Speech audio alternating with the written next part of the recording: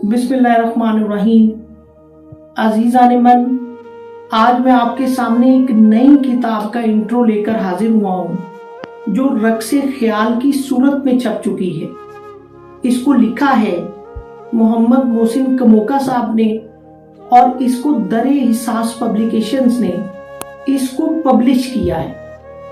इस किताब को लिखते वक्त लिखारी के ज़हन में रूहानी, दुनियावी और इंसानी कदरों के हवाले से जो ख्याल रक्स करते हैं उनको अपने अल्फाज में परोया है।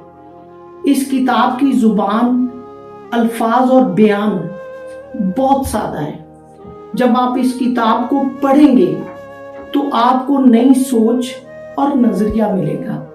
जब मैंने इस किताब को पढ़ा तो किताब के शुरू में चंद कदावर शख्सियात ने किताब को पढ़ने के बाद अपने जज्बात का इजहार कुछ इस तरह किया है।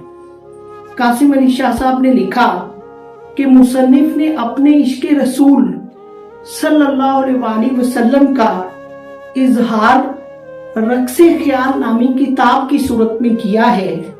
डॉक्टर अजहर वहीद साहब लिखते हैं कि अच्छे ख्याल को अच्छा लफ्ज मिल जाए तो ख्याल अज खुद रक्स में आ जाता है।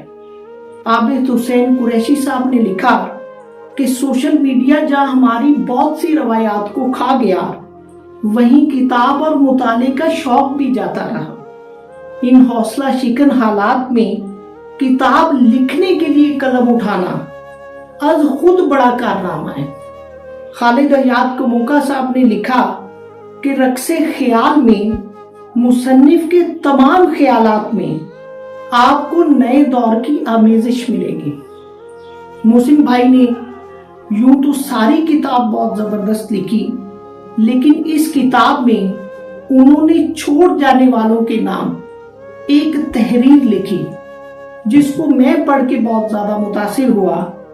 उसमें आप लिखते हैं कि हम सब एक दूजे का गम हैं जो खुशियों की सूरत मिलकर बैठे हुए हैं और हम सब ने जुदा होकर एक दूजे का गम बनना है। कभी देखा ना आंख भर के उसे, कभी देखा ना आंख भर के उसे, भर के देखा तो आंख भर आई।